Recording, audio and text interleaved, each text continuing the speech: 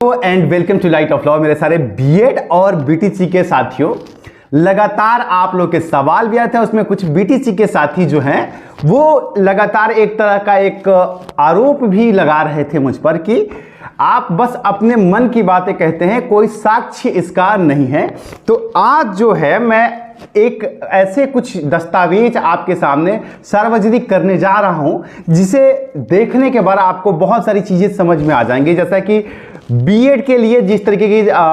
BTC ने जो arguments दिए थे कि एक मंत्री, एक कैबिनेट की वजह से ये चीजें आ गई आप लोगों के बीच में, सिर्फ एक मंत्री जी के कहने से हुआ, इसके लिए जो जवाब दिया है उसका जो पत्र है वो मैं आपको दिखाऊंगा। साथ ही वो पत्र जिसके ऊपर ये सारा मामला खड़ा किया गया है। साथ ही जब मैंने आपको यूनियन के बारे में बताया, एनसीटी के बारे में बताया कि कोई भी फैसला जो है वो सिर्फ थोपा नहीं गया है, बाकायदा मीटिंग करने के बाद उन सारी चीजों को किया गया जो उन्होंने ऑनरेबल सुप्रीम कोर्ट में दिया है। और लास्ट में एक सेगमेंट और एक ऐसी बात बताएंगे कि फैसला कब तक आ सकता है, जिससे कि आपको एक क्लियर पिक्चर हो जाएगी कि मैक्सिमम कब तक मतलब आपका जो है फैसला आ जाएगा। कुल जमा आज तथ्यों पर डॉक्यूमेंट्री की तरह बात करना जरूरी इसलिए भी हो जाता है कि बहुत सारे साथियों के सवालों के जवाब उनके दिमाग में घूमते रहते हैं और उन्हें लगता है कि मैं बस एक पक्ष को पकड़ के बैठा हूं, मैं सिर्फ पेपर वर्क की बात करता हूं। देखिए, मैं बार बार कहता हूं कि मेरा काम है, मैं एक लीगल फील्ड से जुड़ा हुआ इंसान हूं, तो मैं आपको सिर्फ बेस फैक्ट के ऊपर बताऊंगा। और अगर ये फैक्ट ठीक तरीके से देखा जाएगा तो आप भी ये फैसला ले पाएंगे। कोई रॉकेट साइंस नहीं है कि आपका मामला किस तरफ जा रहा है, बीएड की तरफ जा रहा है या बीटीसी की तरफ जा रहा है। जैसे कि मान लीजिए कि अगर मैंने आपको कोई आरोप लगा दिया कि आपने चोरी की है, एक बात समझिए, कानून के प्रति दृष्टि से समझिए कि मैंने कह दिया कि आपने चोरी की है और आप उस दिन अवेलेबल ही नहीं थे उस जगह पर, उस शहर में, उस एरिया में, उस देश में नहीं थे, आप कहीं और थे और उसका सबूत है मेरे पास, तो सिर्फ मेरे आरोप लगाने से आप चोर नहीं हो जाएंगे। ठीक यही चीज है, आपको समझ में आ गया होगा। ठीक यही बात है कि सिर्फ ये कह देने से कि एक मंत्री जी ने पत्र लिख दिया और बीटीसी को, बीएड को प्राथमिक में शामिल कर लिया गया, उसकी वजह से ये जो है सत्य नहीं है। इसके जो है एविडेंस हैं हमारे पास जो ऑनरेबल कोर्ट में सबमिट किए गए।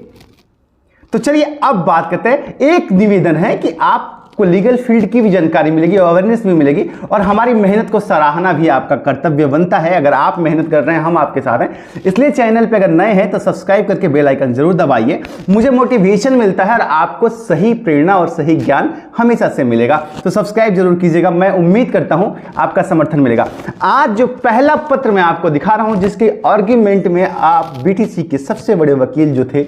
कपिल सिब्बल सर, उन्होंने जो आर्ग्यूमेंट में जो ये कह दिया था ना कि एमएचआरडी की मंत्री जी ने सजेस्ट कर दिया और जो है उन्होंने जो है सजेस्ट करने के बाद एनसीटी ने बीएड को ले लिया। तो इसको लेकर के एक पत्र जो है मेरी जानकारी, मेरे सूत्रों के हिसाब से ऑनरेबल सुप्रीम कोर्ट में दिया गया है और वो पत्र साफ साफ दिखता है। देखिए वो पत्र जो है अब आपके स्क्रीन पे भी दिखेगा,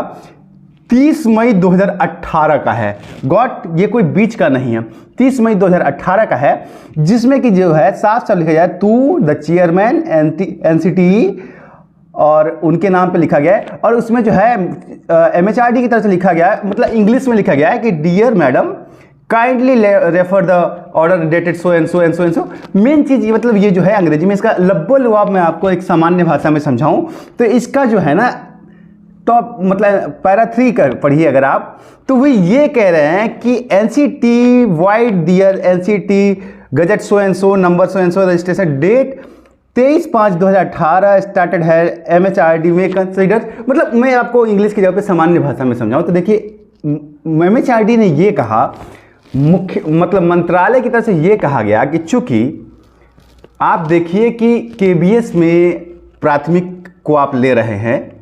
और साथ ही तमाम ऐसी और भी संस्थाएं हैं जहां आप बीएड को हायर एजुकेशन के बावजूद भी प्राथमिक में शामिल कर रहे हैं, जिससे कि एनसीटी को कोई दिक्कत नहीं हो रही है या फिर पढ़ाई के शिक्षा स्तर में कोई खराबी नहीं आ रही है। तो इस हिसाब से ड्यू प्रोसेस ऑफ लॉ अगर आपको सही लगता है तो मैं इस बात की प्रस्तावना देता हूं कि आप बीएड को प्राथमिक के लिए पूर्णतः एलिजिबल करें, क्योंकि आप जो है लगातार प्राथमिक में एनसीटी जो है उन्हें शामिल करती आ रही थी, चाहे वो केबीएस हो, चाहे उत्तराखंड हो, तमाम ऐसे राज्य हैं, उत्तर प्रदेश, बिहार, तमाम ऐसे राज्य थे जहां पे बीएड को शामिल किया जा रहा था, जिससे शिक्षा व्यवस्था में कोई दिक्कत नहीं आ रही थी। जो मैंने आपको केरला वाला एंगल बताया था कि साउथ सबसे ज्यादा एजुकेशन में बेटर है और वहाँ बीएड जैसा कोई रोल नहीं है, वहाँ बीएड भी प्राथमिक में एलिजिबल होता है ना। तो इसको करके तो उन्होंने ये नहीं कहा था कि आप कर लीजिए, और ये जो पत्र है उन्होंने साफ साफ दिया था कि भाई ये पत्र है, और पत्र में साफ साफ लिखा है। तो वो बात जो अनवल बीटीसी की तरफ से मतलब ये जो बात कही गई थी कि मंत्री जी ने थोप दिया आदेश एनसीटी के ऊपर और एनसीटी ने लागू कर दिया, इसके जो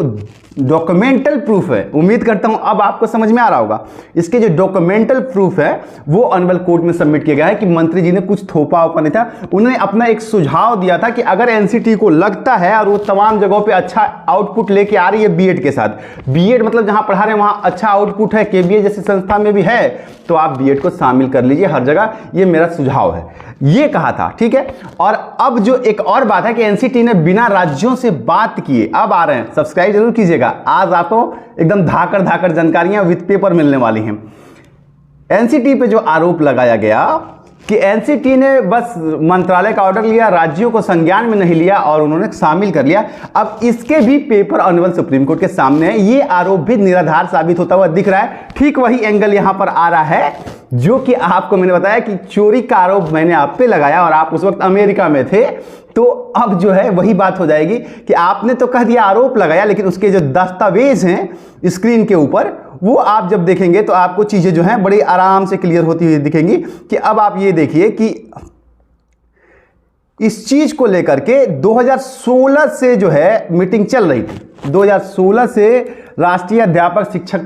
परिषद जो है 2016 से मीटिंग कर रही है। देखिए 28 जून 2016 को बीएड को लेकर के बहुत हाई लेवल की मीटिंग हुई थी प्राथमिक शिक्षा के लिए तमाम राज्यों के लिए, जिसका लेटर एनसीटी ने रिलीज किया था तमाम राज्यों के लिए, और उस लेटर का नंबर, रेफरेंस नंबर और सारा उसका जो मैटर है लिखा गया है कि इसमें ये चीजें हैं, हम बीएड को शामिल करना चाहते हैं, इसको लेकर के क्या बात है। तो वो बैठक जो हुई जिसको कहा जा रहा था ऐसा कुछ भी नहीं हुआ, उसका लीगल डॉक्यूमेंटेशन जो है वो जो पेपर है कोर्ट में एनसीटी ने अपनी तरफ से पेश किया कि हमने अपनी तरफ से नहीं किया। 2016 के बाद से एक मीटिंग और ये लोग करते हैं, उसका भी ये लोग जो है लीगल जो पेपर है वो आपके सामने देते हैं, उसका भी पेपर देते हैं, और ये जो है 2018 में होती है,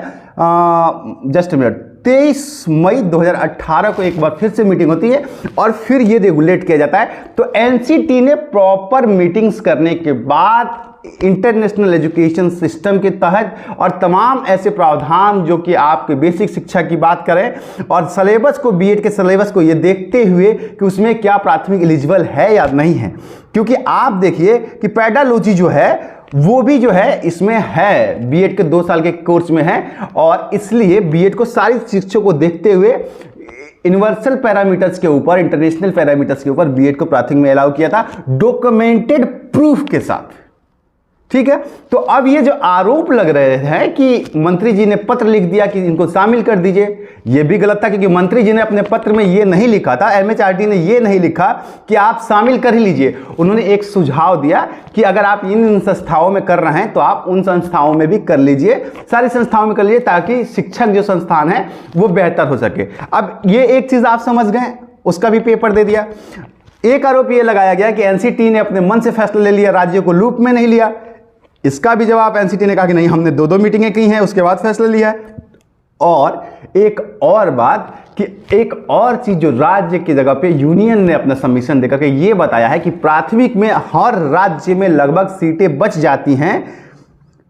तो अगर प्राथमिक में भी बीएड आते हैं, और उन्होंने ब्यौरावार, उसका भी पत्र मैं आप लोगों को जल्दी ही दिखा दूंगा, लेकिन अभी दिखाना उचित नहीं है, जैसे मिल जाएगा मैं दिखा दूंगा, तो वो भी उन्होंने दिखाया है। तो कुल जमा, अब यहां से आप कोई रॉकेट साइंस हमको समझने की जरूरत नहीं है, रॉकेट साइंस नहीं है, आप समझिए कि जो अब आरोप आपने जो लगाए उसका सबूत ही आपके पास नहीं है, और हम ये कह रहे हैं कि वो सबूत गलत है, हम अमेरिका में थे जिस दिन चोरी हुआ और ये हम साबित कर दिए, तो फैसला कहां जा रहा है, रॉकेट साइंस नहीं।